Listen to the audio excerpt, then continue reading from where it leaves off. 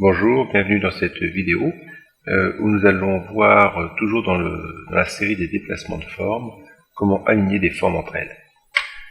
En effet, si nous avons par exemple plusieurs formes, je vais insérer différentes formes, carré, on va insérer aussi une étoile, et puis une forme de ce type-là. Quand nous voulons aligner les formes, il est possible dans PowerPoint, comme nous l'avons vu dans la vidéo précédente, de déplacer la forme et de se servir des aides d'alignement, ces fameux traits rouges que l'on voit apparaître quand on arrive en bordure d'une forme. Mais il y a aussi des outils automatiquement. Alors on va changer un tout petit peu les formes de taille. Il y a des outils automatiques d'alignement. Pour cela, il faut sélectionner plusieurs formes en même temps.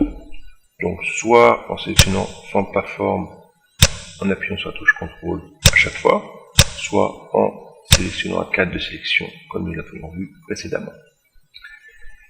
Une fois plusieurs formes sélectionnées, nous avons dans les onglets Outils de dessin format, dans le groupe Organiser, nous avons le bouton Aligner. Ce bouton Aligner nous propose différentes options. La première chose à bien faire attention, c'est que la ligne alignée sur la diapositive soit bien décochée. Nous verrons par la suite ce qu'il en est. Si nous utilisons la première commande, aligner sur la gauche, PowerPoint va regarder tous les objets. Il va regarder celui qui a le point le plus à gauche de tous. Et il va aligner tous les objets par rapport à ce point-là, donc par rapport à cette verticale-ci. Je vous montre aligner à gauche. Tous les objets sont venus se placer sur le point le plus à gauche de la sélection. Et cela fonctionne de la même façon pour aligner à droite. Aligner à droite, on va prendre le point le plus à droite de mes ensembles d'objets, donc ce point-là, cette verticale-ci. Aligner à droite, et tous les objets vont venir se coller dessus. Nous avons la même chose pour aligner en haut. On va s'aligner donc sur cette horizontale-ci. Et puis pour aligner en bas, on va s'aligner sur cette horizontale-là. Aligner en haut.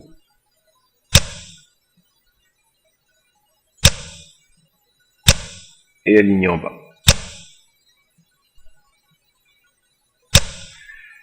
Nous pouvons centrer les objets horizontalement avec le bouton Aligner au milieu. Donc là, cette fois-ci, PowerPoint a pris le point médian entre cette horizontale et cette horizontale, et il a aligné le centre des formes sur cette horizontale, sur cette médiane. Aligner au milieu.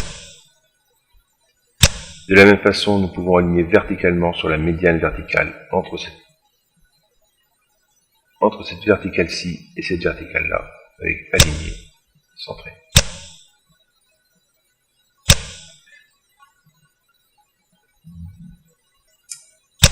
Le bouton dont nous avons parlé rapidement tout à l'heure, aligner sur la diapositive, si nous le cochons, donc vous voyez que c'est un bouton qui reste aligné à ce moment-là, et qui décoche aligner les objets sélectionnés, fait que les boutons alignés à gauche ne sont plus alignés sur le point le plus à gauche de l'objet sélectionné, mais alignés à gauche par rapport à notre diapositive. Si je fais maintenant aligner à gauche, je suis venu m'aligner à gauche sur la diapositive. Le forcément aligné au centre est venu me centrer au milieu de la diapositive. Aligné à droite est venu me coller à droite de la diapositive. Et de la même façon pour aligner en haut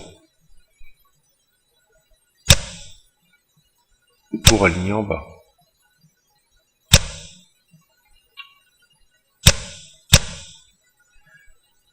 Il y a encore un réglage que nous pouvons faire dans PowerPoint.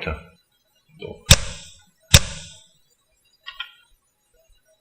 toujours dans la commande aligner, je vais me remettre sur aligner les objets sélectionnés. Et nous pouvons lui demander de distribuer les objets pour qu'ils soient répartis de façon uniforme. Nous voyons qu'ici l'espace entre mon rectangle et mon étoile est assez faible. alors que entre mon camembert et mon étoile, l'espace est important. En sélectionnant les 3 objets et en distribuant horizontalement, je vais répartir ces espaces pour qu'ils soient identiques entre le premier objet et le deuxième, et entre le deuxième et le troisième. Et s'il y a le plus d'objets, ils seront tous identiques. La seule chose qui ne bouge pas dans cet exemple, ce seront les objets qui seront le plus à gauche et l'objet qui est le plus à droite. Distribué horizontalement, ma forme s'est centrée avec un espace ici identique à cet espace-là. Je vais doubler mes éléments. J'ai mis de nombreux éléments. Je vais écarter un tout petit peu pour qu'on voit bien ce qui se passe.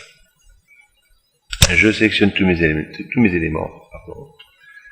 Et puis, dans Outils de dessin format, toujours aligné, je vais cette fois-ci répartir horizontalement, distribuer horizontalement les éléments. Et tous mes éléments sont bien distribués.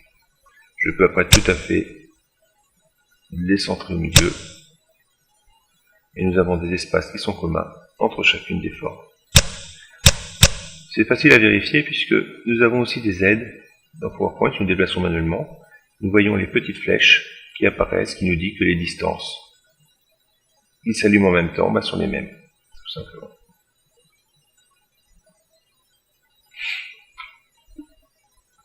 Si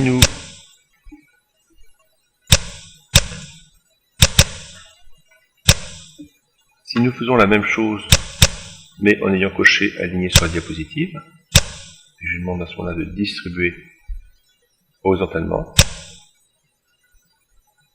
nous voyons qu'il m'a distribué horizontalement par rapport à la diapositive, et l'espace